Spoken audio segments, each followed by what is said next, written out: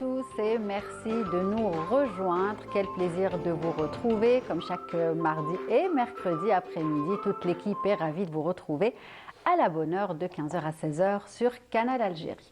Comme vous le savez, Ramadan el-Karim approche à grands pas et bien aujourd'hui, nous verrons ensemble le travail du mouvement associatif. À quelques jours de ce mois sacré, j'aurai le plaisir de recevoir Madame Amel Hamimi qui représentera tout au long de cette émission l'association Piété et Bienfaisance. Et puis nous irons ensemble sillonner les quatre coins du pays avec notre invitée Yasmine Bouhadjmine, qui est créatrice de contenu touristique et elle œuvre chaque jour pour la promotion du tourisme local. Nous verrons avec elle tous les beaux lieux à visiter absolument. Et puis nous passerons à la rubrique de Mina Abed comme chaque mercredi. Et aujourd'hui, elle nous parlera du Brnous. Voilà donc le programme de l'émission de cet après-midi. Et avant de retrouver mes invités, je vous laisse avec ça et on revient juste après à tout nous rejoindre. Vous êtes à la bonne heure, c'est de 15h à 16h sur Canal Algérie. Aujourd'hui, avec mes invités, nous allons parler de tourisme, bien évidemment, et puis du mouvement associatif à l'approche du mois sacré de Ramadan. Nous verrons un petit peu le grand travail des bénévoles au sein des associations pour justement aider les personnes qui sont dans le besoin. Et chaque année, ça se répète et plein de belles choses sont bien faites dans ce sens. Et je vais commencer par présenter ma première invitée qui est donc Amel Hamimi. Comment ça va? Ça va, je vous remercie. Bienvenue. Merci de nous avoir invités. Donc aujourd'hui, vous allez nous parler justement du travail de l'association Piété et Bienfaisance. Oui, c'est cela. Voilà. Donc, oui. On va continuer de présenter les invités. Oui, bien ensuite, sûr, on aura tout le temps de parler de ce que vous faites. Yasmine Bouhadjmine est aussi avec nous. Bienvenue. Merci pour l'invitation. Merci à vous. Donc avec vous, on va parler tourisme, promotion de tourisme local. Effectivement. N'est-ce pas, puisque c'est ce que vous faites, hein, vous consacrez justement à partager ça avec les gens qui vous suivent en tout cas, mais pas que. Donc on va parler justement de toutes ces belles choses que vous partagez sur les réseaux sociaux. Et puis Mina est de retour comme chaque mercredi. Salut Mina. Ça va? Ça va? Très bien. Ça se passe bien? Ça va. Ça va. Ramadan, ça se prépare bien? Doucement. Tout doucement, mais bien, je pense, parce que là, oui. Mina est blessée aujourd'hui. Blessure avant Ramadan. Voilà, blessure avant de Ramadan, guerre. le grand ménage, le fameux nettoyage de Ramadan. Voilà. Ça ne me réussit pas, je crois. Mais bon, faudra arrêter. Tant que c'est pas trop grave, ça va. Bon, ça va. Exactement. Voilà, très bien. En tout cas, bienvenue Mina. Merci. Et aujourd'hui, dans la rubrique nostalgie, on va parler du Brnous, voilà. Qui se porte peut-être le soir hein, pour les soirées ramadanesques, un petit peu dans sa version un petit peu simple, pour sortir, pour aller faire Salat Tarawih. Tout à fait. Vrai, ça se porte énormément, hein, surtout Ramadan. Exactement. Très bien. En tout cas, on va voir tout ça avec vous tout à l'heure. Et je vais commencer par Yasmine. Allez, on va commencer par Yasmine. Donc, créatrice de contenu touristique sur Internet. Et surtout, le détail, c'est pour la promotion du tourisme local, c'est ça? Effectivement. Alors, depuis quand ça a commencé? Comment avez-vous eu cette idée et pourquoi cette idée-là et pas une autre? Voilà, donc en fait, bon déjà merci déjà de nous avoir invités. Merci à vous, je suis ravie. Merci. Donc en fait, par rapport à la promotion du tourisme local, ça remonte vraiment à mon enfance. D'accord. Parce qu'en fait, j'ai passé à peu près la moitié de ma vie à l'étranger et l'autre moitié en Algérie. Donc depuis le jeune âge, on avait cette fierté déjà à la maison de chaque fois qu'on partait en Algérie, essayer de prendre le maximum de photos, de parler de notre pays en bien à des gens peut-être qui connaissaient pas du tout l'Algérie, qui savaient peut-être même pas où elle se situait sur la carte. Donc c'est déjà, ça remonte à longtemps. Donc je me suis toujours dit... Vos souvenirs déjà, vous avez ces souvenirs. Je me suis toujours dit, je vais essayer quand même de montrer la meilleure image de l'Algérie comme je la vois moi. Oui. Et par la suite, en vivant en Algérie et tout ça, je me suis rendu compte que, d'ailleurs, c'est pour ça que sur Instagram, c'est sous Jasmine Univers que, on va dire que je diffuse du contenu. Et sur Facebook, c'est Win Raho. Et Win Raho, c'est venu d'une réflexion qu'on se posait, on va dire, au travail, entre mardi et mercredi. C'est toujours la réflexion du week-end. Win Raho a le week-end, qu'est-ce qu'on va faire ce week-end-là? Donc je me suis dit, en cherchant, tiens, il n'y a pas assez de contenu n'y a pas assez d'orientation, pas assez d'informations. Oui. Et des fois, lorsqu'il y avait des événements intéressants qui passaient, on voyait les photos ou les vidéos des semaines après, on se dit « Ah, c'est dommage, on a raté ». Voilà, on a raté ça, c'est vrai. Voilà, donc on s'est dit donc avec une petite équipe qu'on va essayer de faire un genre de guide virtuel où on orienterait donc d'abord sur les réseaux sociaux pour que les gens nous connaissent et très bientôt, Inch'Allah, avec des applications, sites web, etc. pour donner encore plus, pour faciliter la recherche. Développer, on va dire, et être plus accessible. Justement, quand on fait une recherche sur Internet, on pourra plus facilement avoir ces propositions. Tout à fait. Voilà. C'est ça. D'accord. Et donc, et comment l'aventure a commencé? Quel a été le premier voyage? J'ai envie de dire la première destination. Comment vous avez organisé Bon. L'idée était là, en fait, l'idée était là. Hein. Voilà, après, il faut développer, j'imagine. En fait, il y a un mouvement qui... parce qu'en fait, parler de tourisme local, il y a une dizaine d'années, c'était pratiquement un challenge ici en Algérie. Mais depuis le Covid, on ne va pas se mentir, il y a eu une reclusion. Donc, tout le monde s'était intéressé à l'Algérie. Il y avait de plus en plus d'excursions. Et moi, j'ai commencé... vu que je suis dans le conseil, donc il fallait que je teste. Donc l'idée c'était de tester les endroits, de tester le transport, toutes les commodités, etc. pour pouvoir conseiller. Toutes les étapes d'un voyage en fait. Exactement, toutes les étapes d'un voyage pour pouvoir conseiller au mieux les gens et partager mon expérience et surtout qu'ils soient satisfaits derrière. Voilà, donc ça a commencé à partir du Covid où j'ai commencé à tester un petit peu, on va dire, de faire des randonnées, de me déplacer un petit peu dans toutes les wilayas. Et c'est qu'il y a à peu près 1 année et demie où j'ai commencé à faire du contenu sur Instagram, des vidéos, etc. Et poster des stories, voilà. C'est ça, on va justement, je pense, découvrir quelques photos là. On en voit une. C'est ça, donc ça c'est à Tizi Mbelbel par exemple. Oui. Voilà, donc... c'est où, c'est quoi? C'est à Béjaïa, donc c'est... On n'est pas censé connaître. Voilà. On ne connaît pas. ML peut-être, parce que ML, vous, quand même, vous avez eu à aller un petit peu dans d'autres wilayas, dans le cadre de l'association, n'est-ce pas? Oui. Voilà, donc, mais bon, je pense qu'on a vu... Mais je ne connais pas. Voilà, donc on est trois à ne pas connaître. Allez, c'est à vous, en fait, Yasmine. Tizi Mbelbel, c'est, on va dire, c'est une région qui est montagneuse à Abjaya, qui est pas loin de la côte, etc.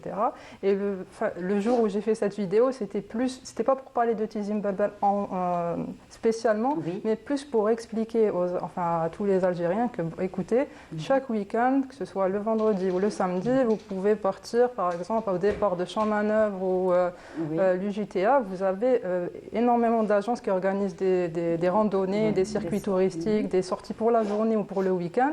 Et que voilà, donc j'ai filmé toute mon expérience, j'ai montré comment j'ai garé ma voiture dans le parking, j'ai expliqué combien ça coûtait, combien de pauses il y avait. Pour un week-end Non, pour la journée. Pour la journée. C'est pour la journée. Oui, on peut aller aussi à Boussaada pour la journée. Oui, donc voilà. C'est un peu loin. Non, c'est loin, mais en fait, quand il y a des gens qui travaillent, qui ne peuvent pas s'absenter, donc c'est la seule alternative peut-être pour... C'est pas évident de faire la journée. C'est à peu près combien d'heures de route? En démarrant tôt le matin, c'est faisable. Oui, tôt le matin. Donc en général, ils démarrent tous à partir maximum à 7 h du matin. Donc 7 h du matin, en général, ils essaient de trouver des destinations où on arrive vers 11 h. Entre 11 h et 11 h 30, on a le temps de déjeuner, de faire une randonnée, de revenir, etc. en général. Voilà. Et ça, ce soit pour les randonnées, vous avez... on va dire les visites culturelles comme Liana, etc., Constantine, donc c'est plus du tourisme culturel. Et vous avez tout ce qui est outdoor, donc les randonnées, les bivouacs, etc., ce qui s'organise. Et ça, c'est chaque week-end. Donc, on découvre une autre photo là, et on va continuer d'en parler. Oui, alors là, c'était les grottes de Chenois. Donc déjà, ce qu'il faut savoir, c'est que sur les réseaux, je m'adresse déjà aux familles, en premier lieu. Donc c'est ma première cible. Pour pouvoir faire des sorties familiales avec les enfants. Exactement. Et enlever toutes les appréhensions. Parce qu'en fait, j'essaie de me mettre à la place de parents. Pour faire déplacer toute une famille, il faut déjà avoir toute l'information.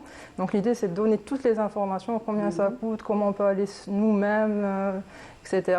Et là, dans ce cas-là, je m'adressais plus aux jeunes où c'était des balades dans les grottes de Chenois. Donc, il y avait une sortie kayak, on nous amenait sur une île un petit peu éloignés pour faire des pique-niques, etc. Donc j'ai expliqué un petit peu combien coûtait la sortie, comment on faisait, etc.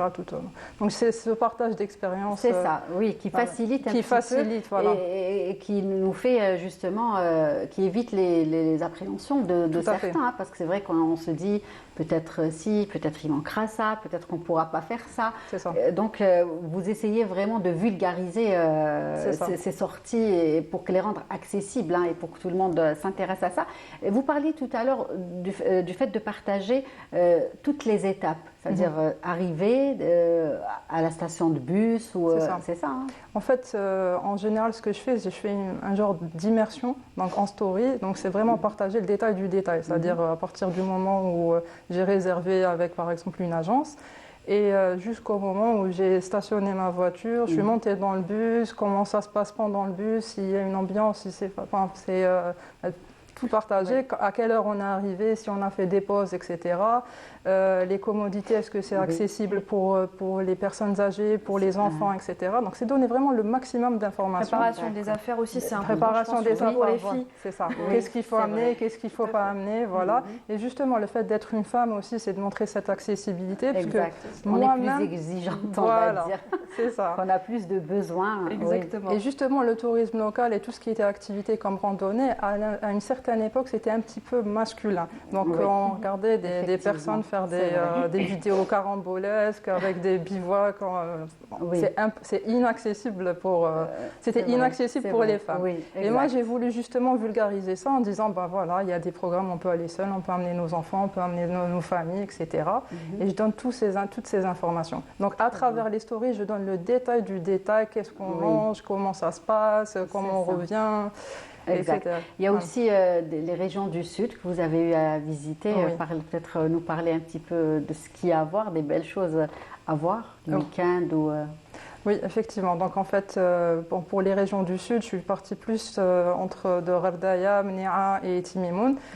Gherdaya et Mnéa, c'était plus de passage, mais en fait, parce que ce que j'essaie de faire, c'est lorsque je vais à un endroit, c'est pas de survoler, c'est vraiment de vraiment passer un peu de temps pour pouvoir donner le maximum prendre le temps de découvrir cet endroit. Tout à fait, tout à fait. Donc le dernier voyage en date, c'était celui de Timimoun.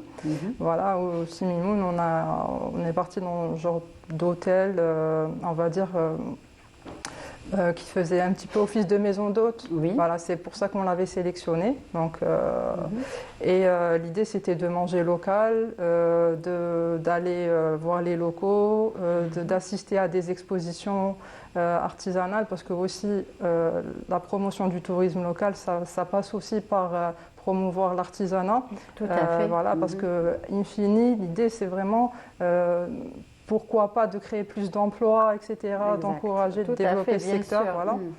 Et donc, c'est passé aussi, comme je vous ai dit, par l'artisanat. On a vu des sites touristiques, les qsars qu'il y a à Timimoun, la façon ingénieuse dont ils construisaient leurs maisons, à partir de terre, de branches de palmiers pour solidifier. On nous a aussi emmené voir... Des maisons qui gardent cette fraîcheur, même quand il fait chaud, avec la chaleur du Sud. Et justement, il y a aussi tout un centre qui s'appelle le centre Capter à Timimoun, qui est spécialisé dans la promotion du patrimoine bâti en terre et aussi à la réhabilitation. Donc voilà, donc ils partent un petit peu dans toutes les salles, ils reprennent les anciennes architectures, ils essayent de rénover et tout ça. Donc ça, c'était vraiment intéressant pour moi de véhiculer. En plus, En plus du tourisme, il y a aussi ce savoir-faire qu'on va partager avec les habitants de cette région, de ces régions. Exactement. Voilà. Et bien évidemment, qui dit Timonium, c'est le système de Gourara. Donc Donc c'est le partage équitable de l'eau, parce qu'en fait il faut savoir qu'il y a à peu près 2 mm de pluie par an, donc c'est pas assez. Donc s'il y avait pas, il faut gérer. Donc c'est la gestion de l'eau qui date de millénaires, et c'est vraiment époustouflant de voir comment, à partir de ces systèmes ingénieux, ils ont pu créer une vie. C'est-à-dire qu'on voit des kilomètres et des kilomètres de Sahara.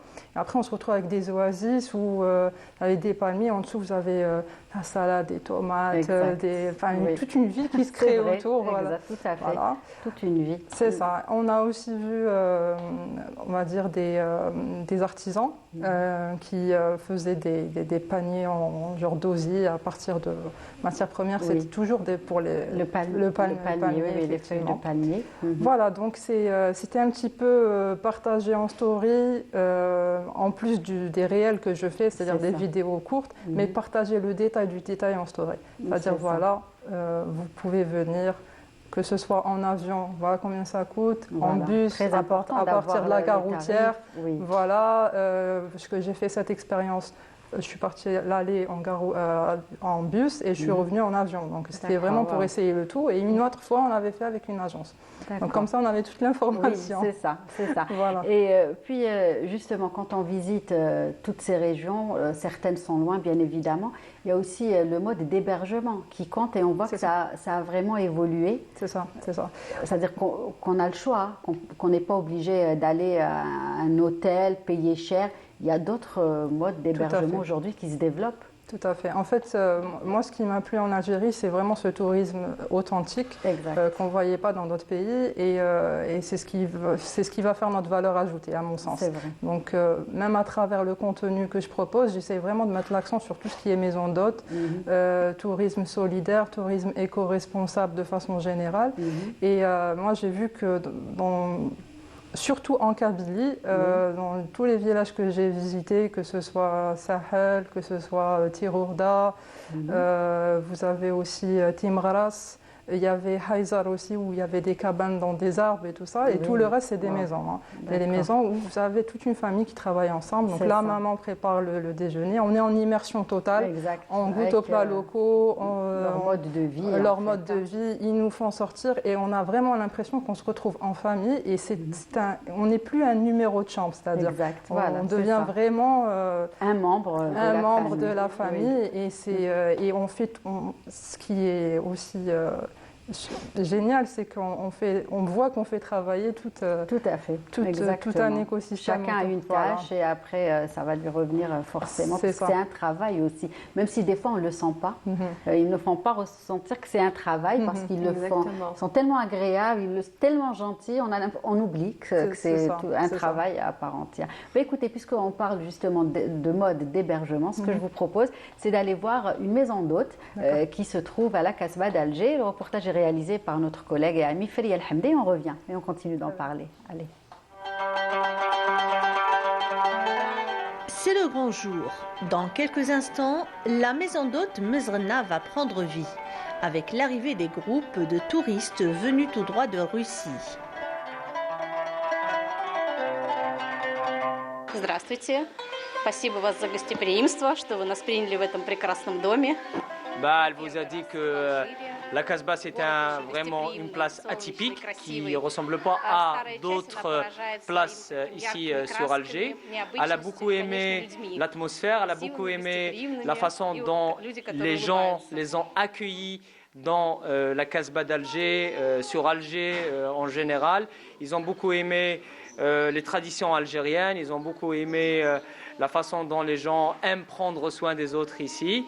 Et les couleurs surtout, elle a insisté sur les couleurs de la Casbah, la décoration et le style qui est vraiment différent du reste de la ville d'Alger. Ну, что я могу добавить к словам? Мне очень понравилась архитектура. La deuxième touriste n'a pas dit quelque chose de très très différent de la première touriste, sauf que à part qu'elle aime la Casbah, c'est sa première fois en Algérie, elle n'avait absolument aucune idée sur l'Algérie, elle a aimé les traditions, elle a aimé les gens, comment les gens l'ont accueilli, comment les gens la traitent. C'est des maisons d'hôtes qui reviennent à la mode. Les touristes en raffolent pour des rencontres entre amis ou en famille. On en compte quelques-unes ici à la Casbah.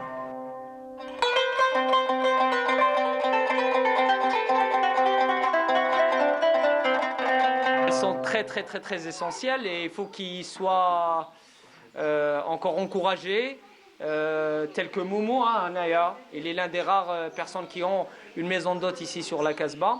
Moi, personnellement, j'encourage ça parce que vraiment, c'est ce qui fait que le tourisme ici dans la Casbah est convoité. Parce que les gens, quand ils viennent à la Casbah, généralement, ils veulent passer une journée, apprendre tout ce qui est traditionnel, manger quelque chose, avoir une part de l'histoire, des traditions, manger quelque chose qui est typiquement, c'est-à-dire, je ne sais pas comment le dire, mais c'est quelque chose qui fait partie de la tradition algérienne. Manger du couscous, manger du rechta, pour avoir une très bonne, on va dire, un très bon souvenir de cette place-là. Et j'encourage tous les gens, même ceux qui habitent à la Casbah, s'ils peuvent faire ça ou s'ils peuvent développer ça, parce que c'est vraiment quelque chose de formidable et qui va revenir en bien pour le tourisme algérien. Bâtie en 1730, la demeure mauresque a traversé la riche histoire de l'Algérie pour accueillir aujourd'hui les visiteurs curieux de découvrir cette ville éblouissante. Et c'est un honneur aussi de ce petit passage pour raconter ce qui se passe à la Casbah avec le nouveau concept qu'on a inventé, que j'étais parmi les premiers promoteurs qui ont inventé, qui ont créé ça, qui ont eu l'idée d'être quand même à participer et d'être une maison d'hôte, à servir pour le tourisme, à servir carrément pour l'association de la Casbah, ce qu'on appelle le développement de le tourisme local. Donc recevoir de certaines personnes qui viennent, que ce soit touristes, que ce soit des gens qui passaient des fois et qui réalisent leur rêve. Parce qu'un jour, ça m'est arrivé une Française, arrivée là, elle m'a dit « Aïe, c'est mon rêve de dormir au moins une nuit dans une des maisons de la Casbah ». Avec plusieurs personnes qui m'ont demandé est-ce que je peux boire un thé. L'autre me dit, oh, ça fait plaisir, si j'aurais été carrément à un resto, comme on appelle à table d'hôte entre guillemets, et on va participer, on va manger. Donc tout ça, par rapport à montrer qu'il y a une chaîne des jeunes qui sont carrément faire et revenir carrément à l'arrière, mais de mettre avec leur touche personnelle, parce que tous les jeunes qui se voient en ce moment, qui travaillent, même portant de guides, même portant des accueilleurs, des accompagnateurs, des encadreurs et tout, donc c'est des jeunes qui aiment ça et qui ont carrément une capacité.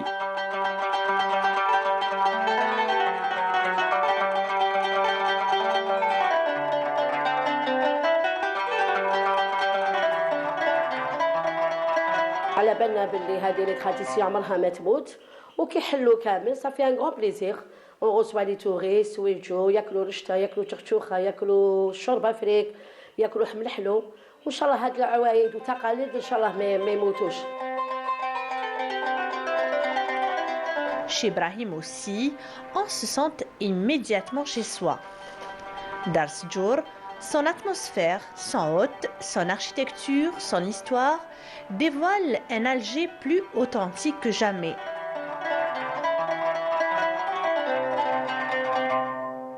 القصبة لازم يكون قشها فيها، لازم اوبليجي تكون مرايا فيها في الغرف، سيرتو الغرف الكبار هادو لازم يكونوا المرايا، لازم يكون مرافع، لازم يكون كانكي، بونك القبة لازم حاجة تاعها تراديسيونيل لازم تقعد فيها ما تخرج منها. Devenu lieu incontournable d'Alger, la Casbah attire chaque jour des touristes. Bon nombre de ses habitants ouvrent les portes de leur maison pour des dîners, des visites, des soirées dans un cadre purement algérois.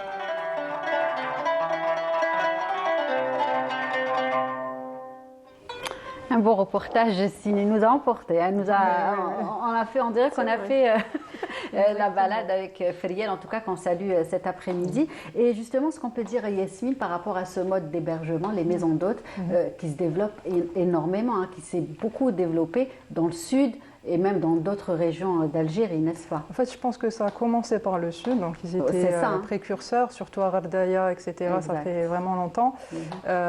Au sud, par la force des choses, donc soit Timimoun, Tarit, par manque d'infrastructures, etc. Et en plus, parce qu'en fait, ça sert vraiment à rien de mettre une infrastructure luxueuse au Sahara. Dans un lieu aussi typique, c'est pas, ça fait pas. Parce que les gens sont à la recherche d'authenticité. d'activités et de sensations, donc il faut vraiment les mettre dans Tout à fait. Et après, là où j'ai vu que ça commence à vraiment se développer, c'est plus, on va dire, en Kabylie, ou même à l'Est. Hein. Donc, j'ai commencé par ça justement la première année. C'est un petit peu la visite de la Kabylie, de l'Est et tout ça, avant de partir vers le Sud.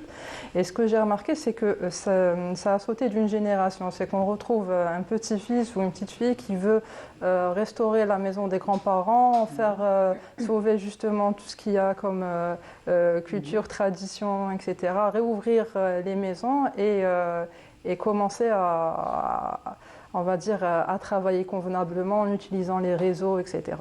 Donc, moi, j'ai vraiment adoré en Kabylie. J'ai de très, très belles expériences.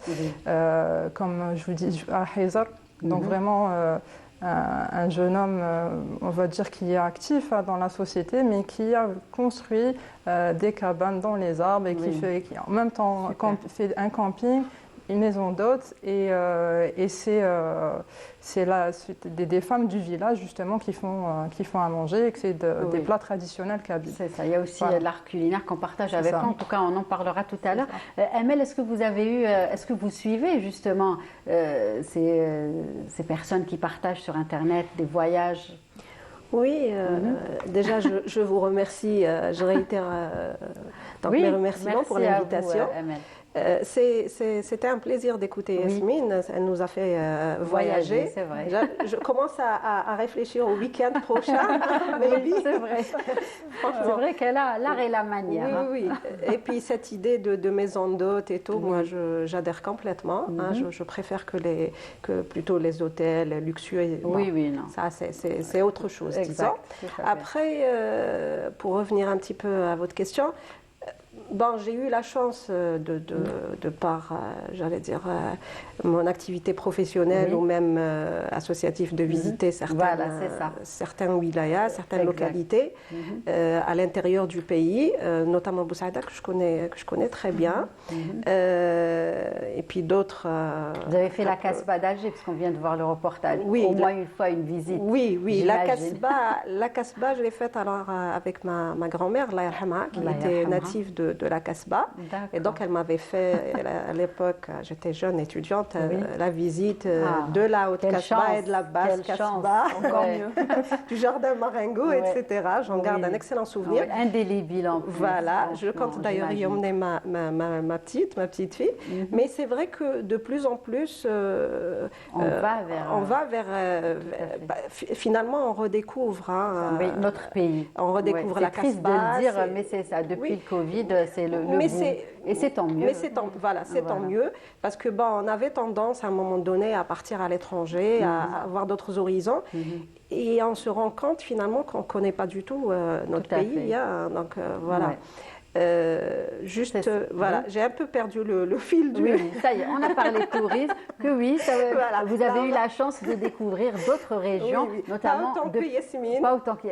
Yasmine, elle est imbattable aujourd'hui sur ce plateau, je pense qu'elle va être imbattable. Justement, si vous parlez de Boussaïda, donc en fait, il faut savoir que Boussaïda, en 2008, il y avait pratiquement rien, à part l'hôtel de la chaîne.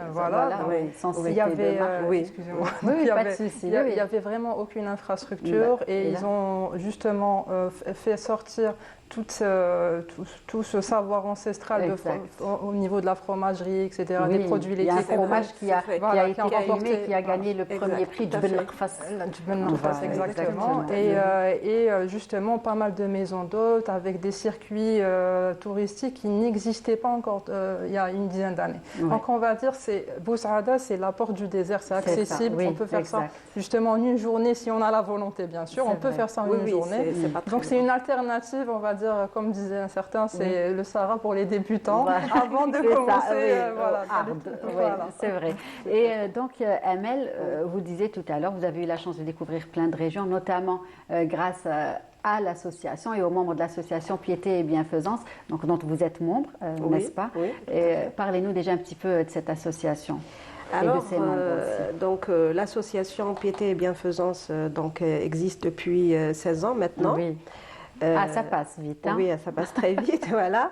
Nous, on a pris un petit peu le train en marche, j'allais dire. L'association a pour donc, but de s'occuper exclusivement donc, des orphelins et des veuves en premier lieu. Après, bien sûr, nous prenons en charge aussi les familles nécessiteuses. Voilà, donc notamment pour les occasions. Oui, justement. On va, je pense, longuement en parler à propos donc, du mois sacré qui est à quelques jours, Inch'Allah. Et puis l'Aïd, les fêtes religieuses, la rentrée scolaire, etc. Pour un petit peu aider ces familles qui sont dans le besoin, accompagner ces orphelins qui... j'allais dire quand même, nous avons la chance de vivre dans un pays où, alhamdoulilah, il y a quand même une législation qui est mise en place, il y a beaucoup d'aides de l'État, il faut le dire, hein, que ce soit pour les orphelins ou les enfants handicapés, d'une manière plus spécifique. Donc nous, on accompagne un petit peu, on vient un petit peu pour accompagner tout cela, voilà, ces enfants. Et puis nous prenons aussi également en charge des enfants malades, donc des maladies parfois un peu complexes, j'allais dire, des prises en charge sinon... Maladies rares peut-être, voilà, maladies rares, parfois des familles qui ne peuvent pas se payer, donc soigner leurs enfants, voilà. Donc grâce justement aux appels de dons que nous faisions, donc à notre réseau aussi, j'allais dire électronique, donc tout ce qui est sur les réseaux sociaux, voilà, réseaux sociaux, pardon, donc page Facebook, Instagram, etc. Nous essayons de véhiculer un petit peu tout ce que les besoins, voilà, les besoins, et puis ce que nous faisons un petit peu comme Yasmine, tout au long de... Voilà, c'est bien de partager. Voilà, de partager. Et vous ne vous arrêtez pas, nous on vous a invité, parce qu'à l'approche de Ramadan al-Karim, bien évidemment, on sait que plus de personnes sont dans le besoin et que forcément il faut médiatiser et justement partager avec les téléspectateurs pour qu'ils puissent un petit peu aider les associations. Mais vous êtes actifs bien évidemment tout au long de l'année. Hein. Oui, tout à fait. Et justement, quand on parle de Ramadan, Amel, comment vous avez préparé? J'imagine que ça a commencé bien avant. Là, on est à quelques jours, 4-5 jours peut-être maximum. Donc, comment a commencé le travail? On a commencé un petit peu comme toutes les familles algériennes, j'ai envie de dire. Mina, elle a fait son nettoyage. Voilà, qui s'est un peu mal. Nous aussi. Hein. Et puis, la préparation donc, du fameux couffin de Ramadan, comme le font toutes les familles algériennes, donc se préparer pour ce mois sacré. Donc, on a commencé par collecter donc, tout ce qui est denrées alimentaires, préparer les couffins. Produits de base, j'imagine. Produits de base, tout à fait. Et je voudrais dire que nous avons donc 500 prises en charge donc, au niveau de la wilaya d'Alger.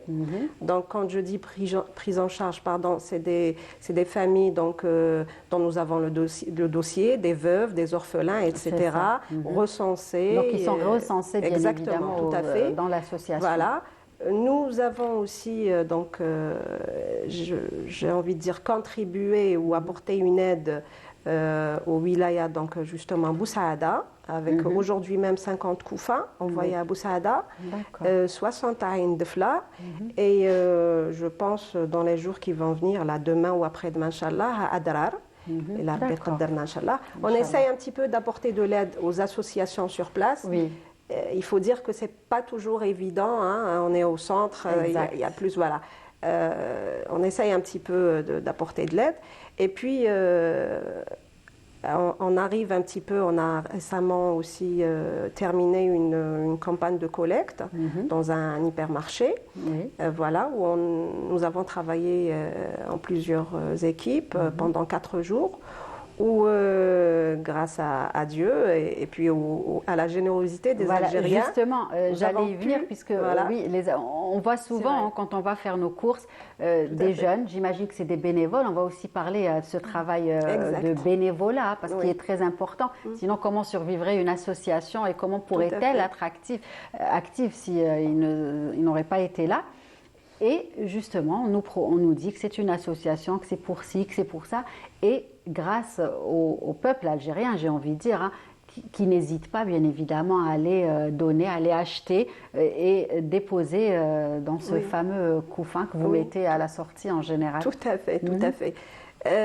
En fait, parce qu'il faut savoir qu'il y a beaucoup de personnes qui parfois veulent donner ou aider, mais qui par manque de...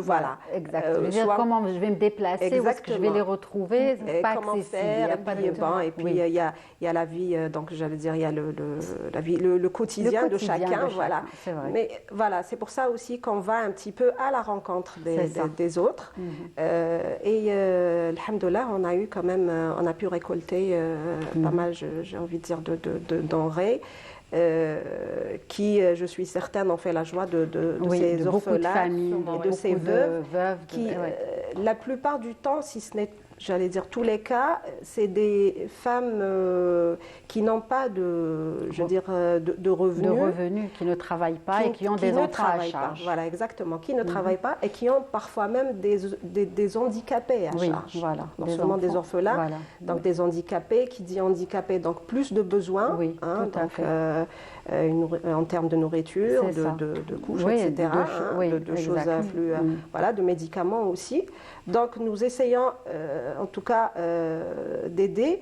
Et là, bientôt, donc, on va commencer justement avec le restaurant, Matam Al-Rahma, donc le restaurant qui est comme chaque année, depuis 15 ans maintenant. En plus de toutes ces aides, vous allez organiser le ftor, c'est-à-dire Matam Al-Rahma. Donc durant 30 jours, Inch'Allah, à l'ancien centre culturel Azdin Djoubi, donc à côté de la salle Harsha. Au centre-ville. Voilà. Donc on commencera Inch'Allah avec 150 repas. Et on atteindra généralement vers la fin à peu près 400. Donc au fur et à mesure. Voilà. Donc là déjà on est en pleine préparation, donc nettoyage, etc. Préparation des lieux, etc. D'ailleurs je voudrais profiter pour remercier les autorités qui nous ont permis, qui nous permettent chaque année d'organiser, de concrétiser cela.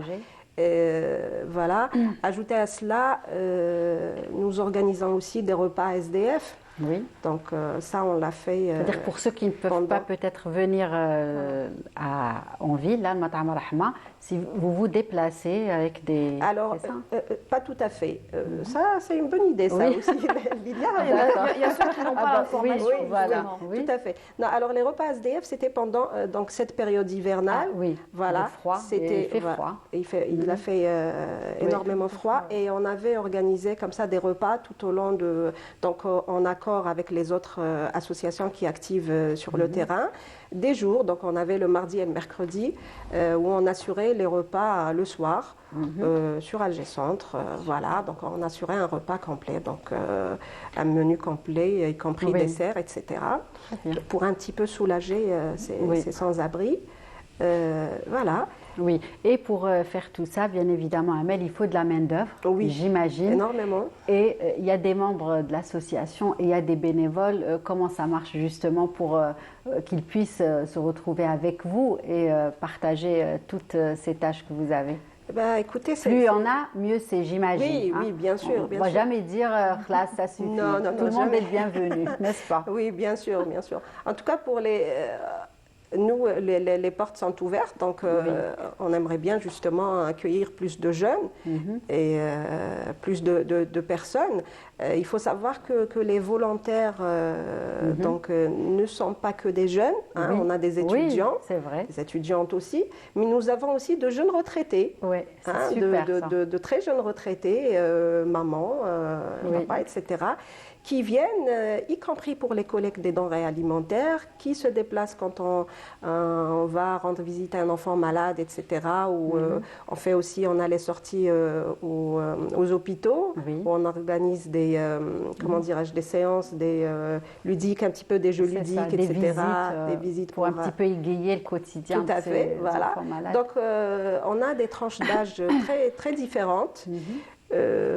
Voilà, donc celle ou celui qui veut comme ça, ou même pour par exemple Matam al-Rahma, nous recevons aussi des personnes qui veulent venir aider, bien sûr, que ce soit pour mettre la table, éplucher les légumes, et c'est toujours dans la bonne ambiance, et puis, surtout c'est pour la bonne cause. Exactement. Donc, c'est comme ça paraît rien, ça paraît des gestes comme ça anodins, éplucher les légumes, etc. Pardon. Mais je vous assure que ça a un côté, un teint particulier. Tout à fait. Voilà. Vu à quoi ça va servir, exactement. Ça change complètement Et puis quand on voit en finalité le sourire de celle ou de celui qui quitte comme ça la table, qui après m'a décomme, etc. Ou le sourire d'un enfant à qui on a pu un petit peu soulager la douleur, etc. Je vous assure qu'on se sent plus fort, plus animé. J'imagine. Voilà. Donc je vous invite tous à. J'espère d'ailleurs vous voir. Inch'Allah, avec grand plaisir, Mina. Restaurant Rahma. Oui, avec grand plaisir, surtout que c'est à côté en tout cas. Et justement, je voulais aussi parler. Donc il y a tous ces membres actifs, bien évidemment, tout le temps. Et là, avec Ramadan, donc j'imagine que vous anticipez déjà. Pour ce qui va venir, comme les circoncisions, les tsebawachri, n'est-ce pas? Vous avez toujours une longueur d'avance. Bien sûr, oui. Il le faut. Oui, il le faut. Et puis en même temps, on n'est pas notre premier, j'allais dire, restaurant. Exact. 16 ans. 16 ans. Mais bon, ça reste quand même comme un mini-projet à préparer. Donc on se prépare à l'avance. On fait des appels de dons justement pour le restaurant, par exemple, Rahma. On essaye au préalable donc de s'organiser en matière de denrées alimentaires, parce que quand même des courses, on commence à 150 mais on atteint 350 à 400 vers la mi, voire la mi-Ramadan. Donc il en faut quand même, que ce soit, on parlait tout à l'heure de la main-d'œuvre, voilà, pour tous les jours, mais aussi en termes de denrées. Et puis on essaie en tout cas de présenter un plat correct, c'est-à-dire bien sûr, entrée, plat, dessert, comme on mangerait n'importe quel Algérien chez lui. Exactement. C'est-à-dire ça va pas être un truc approximatif, non. Du bâclage, on va dire. Exactement. Pas du tout. Donc tout ça se prépare. Il y a des choses qu'on commence à faire un peu avant, à préparer. Et puis le jour J, on s'organise aussi par rapport au timing de chacun, des différentes équipes. Voilà. Là-bas, il y a quand même une certaine, j'ai envie de dire, une entente comme ça. Qui se crée naturellement, donc on se remplace mutuellement. Vous arrivez à vous mettre facilement d'accord et à gérer toutes les situations. Exactement. Voilà. Très bien. Donc, en tout cas, c'est tout à votre honneur, j'ai envie de dire, et l'occasion aussi de saluer tous les membres de l'association cet après-midi. Oui, tout à fait. Je voudrais dire un grand bravo à toutes les guerrières et les guerriers de notre association. Toutes les personnes donc, qui ont ces derniers jours travaillé dur pour la préparation des couffins, qui ont été donc un travail qui s'est passé même donc, pour l'organisation, etc., donc même y compris la nuit, donc pour les jeunes qui sont restés jusqu'au petit matin, pour préparer les couffins, pour les livrer, ceux qui font le déplacement jusqu'au wilaya, donc Boussaada, vous avez été loin, etc., Adrar, etc. Voilà. Donc aussi un grand merci aux personnes généreuses qui nous accompagnent tout au long de l'année, à toutes ces personnes qui parfois nous font confiance comme ça, sans vraiment, c'est-à-dire s'attarder, bien que nous invitons tout le monde à venir au niveau du siège ça ne s'arrête pas, même de l'association qui est à Ben Omar. Ça continue. Non, ça ne s'arrête pas. On est actifs tout au long de l'année, y compris, j'allais dire, et surtout pour les enfants malades. Donc ça, c'est des cas, c'est tous les jours. Donc on a un réseau médical, voilà, où on a tous les jours, j'ai envie de dire, un minimum de scanners, IRM à faire, etc. Famille démunie, un médicament qu'on ne trouve pas, un médicament très cher que la famille ne peut pas acheter pour son enfant, etc. Voilà, et donc un grand merci à toutes ces personnes généreuses. Tout à fait. En tout cas, le message est bien passé. Et puis, on vous a régalé, vous nous avez régalé avec toutes ces belles actions. Comme je disais, c'est tout à votre honneur. Et puis, Yatikum Saha, donc vous et tous les membres de l'association, bien évidemment. Et nous, on vous a régalé avec les voyages, les bons plans. Mais ce n'est pas fini. Hein. Et maintenant, avec un habit. Qui fait partie de notre patrimoine, qui fait partie de notre identité. Il s'agit du Bornos et c'est Mina qui s'y colle cette fois-ci. Allez. Un habit que j'aime bien, j'avoue. Je trouve très... Moi aussi. Oui. J'aime beaucoup. On a dû le porter au moins une fois dans sa vie. Donc on l'appelle Bornos ou Abornos en berbère. En fait, qu'est-ce qu'un Bornos? C'est une cape ou un manteau en laine pure, hein, bien sûr, très ample et sans manches. C'est ce qui le différencie un petit peu de la Kashabia. En fait, ça descend jusqu'aux pieds et bien sûr, c'est muni d'une capuche. Donc, fermée au niveau de la poitrine par une couture. Donc, c'est pas un bouton, c'est pas un fil, c'est carrément une couture. Donc, c'est une méthode qui permet de le porter sans le draper comme le hayek par exemple. Donc c'est un vêtement qui est porté fièrement, d'ailleurs depuis les temps anciens, où on le retrouve sous plusieurs couleurs, hein, en blanc, en marron ou même en noir. Donc en noir, on l'appelle aussi mascari parce que ça vient de la ville de Mascara. Justement, c'est une spécialité de Mascara. En marron, en fait, il est fait avec l'obar, comme la kashabia, donc la laine de chameau, qui est justement très légère pour le Bornos. C'était une spécialité de Messad. On avait parlé avec El Kashabia, donc il y a quelques semaines, de Messad, qui est au sud-est de Djelfa. Donc c'est un travail d'une extrême finesse, c'est un travail qui demande énormément de patience et qui est très prisé. Le Bornos est très prisé surtout en hiver, pour la saison de l'hiver, justement pour se protéger du froid. Il est tissé généralement par les femmes de la maison, à la main bien sûr, à partir de la laine brune obtenue une fois qu'on fait la tonte. D'accord. Donc pour justement porter le Bornos, il faut avoir une certaine maturité, il faut le porter justement. Les hommes le portent fièrement. On porte fièrement le Bornos et c'est un habit qui est chargé de symboles et il fallait d'ailleurs justement avoir une certaine maturité pour le porter. Il fallait savoir le porter. On ne peut pas le porter n'importe comment. Donc savoir le porter et surtout respecter cet habit. Donc, chose très importante, respecter ce vêtement car il est synonyme de sagesse. J'allais dire sagesse et d'autorité. Donc en Kabylie, il est généralement réalisé avec de la laine de mouton, donc il est blanc. Et dans certains villages, hein, lors des réunions, des comités, des sages du village, donc celui qui prenait la parole dans ces comités, celui qui prenait la parole, portait bien sûr le Bornos et avait la capuche sur la tête. Donc c'est quelque chose de très important et c'est très symbolique. Il est porté donc en hiver pour se protéger du froid et même en été. Il est porté cette fois-ci différemment. Donc on prend les deux côtés et on les plie. On plie le Bornos de chaque côté. Donc ça donne une petite touche traditionnelle avec les habits qu'on porte en été. Donc c'est un vêtement typique et traditionnel et aussi un symbole emblématique de l'Algérie. Donc, dans le passé, on utilisait la capuche, devinez, pour... Ils savaient un petit peu...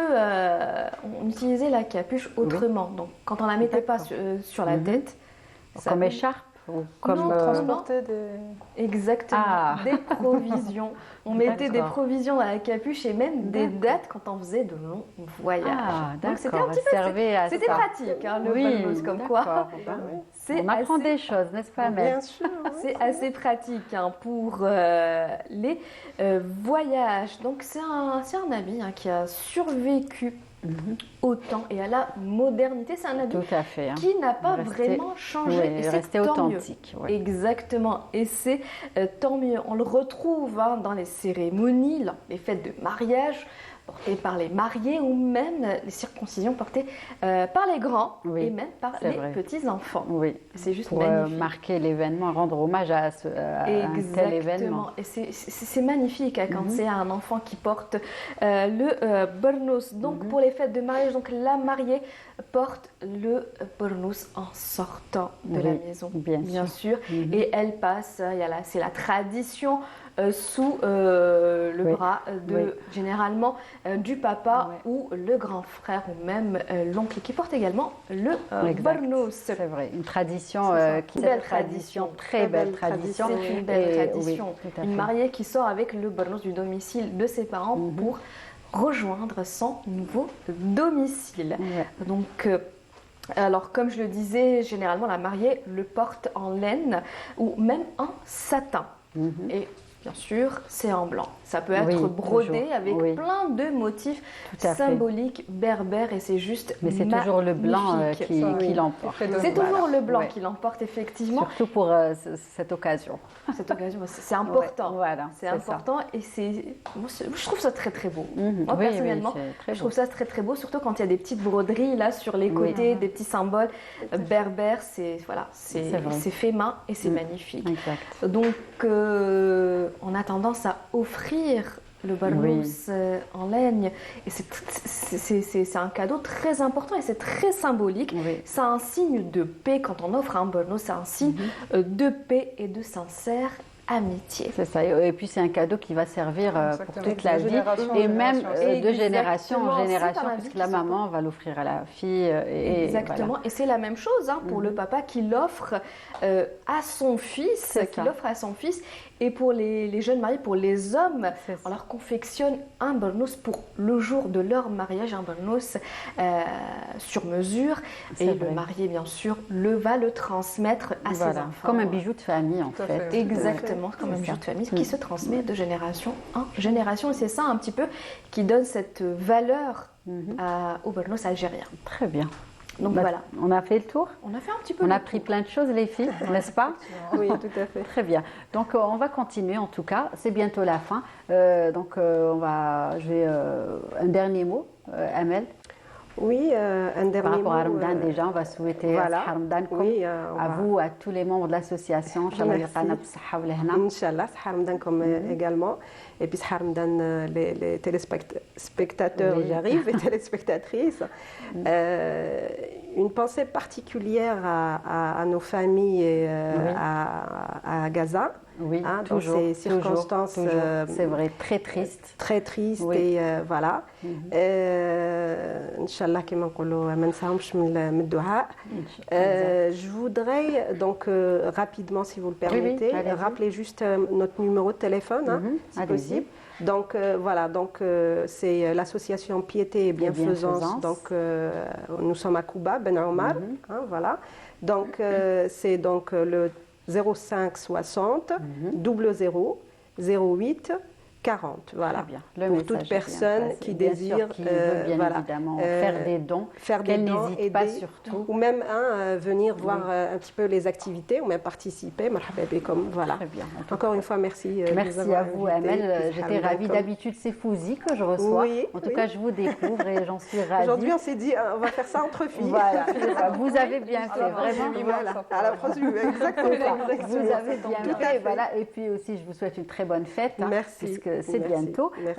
Yasmine, des voyages prévus pour Ramadan ou non? C'est la pause. Ce sera un partage de bons plans, c'est qu'on peut oui, bien sûr, les iftar, les saharat, etc.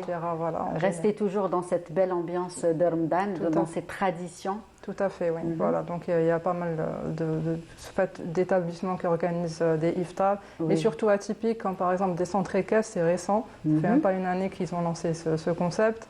Vous avez des iftars en Casbah, vous avez dans des bateaux, il y a vraiment pas mal de choses, en plus des parcs et tout ça. L'idée c'est qu'on essaie un petit peu un bon moment, de passer un bon moment. Et voilà, justement, c'est ça, c'est à travers aussi tout ce contenu. L'idée c'est vraiment que ce soit pour la diaspora à l'étranger ou aussi, surtout, bien sûr, qui viennent. voilà, venez. Bon, pour ceux, les parents qui connaissent déjà leur pays, n'hésitez pas un petit peu à montrer toute la richesse de votre pays à vos enfants, parce que c'est ce qui va leur permettre plus tard de faire perdurer les choses. Tout à fait. Et en parallèle, aussi pour les locaux, c'est vraiment sortir, c'est aussi passer un moment. C'est aussi avant on vivait pour l'avenir, maintenant on vit pour les souvenirs en fait. C'est vrai, très bien dit. Voilà, donc Sahar Mdankom, et merci encore pour l'invitation. Merci à vous. En tout cas, j'étais ravie de partager ce moment avec vous, et on a aussi appris plein de choses, et on n'hésitera pas à vous suivre bien évidemment pour faciliter nos prochains week-end. Voilà. Mina, merci à vous. Merci. Merci pour le Bornos. On se retrouvera toujours Ramadan. Ça sera le vendredi, ça va changer à la bonne heure. Donc notre bonheur Canal Algérie va changer. Ça sera le vendredi soir et nous serons ravis de vous retrouver avec toute l'équipe. Sinon, merci de nous avoir suivis. Je vous souhaite de passer une très bonne soirée, très bonne suite des programmes sur Canal Algérie.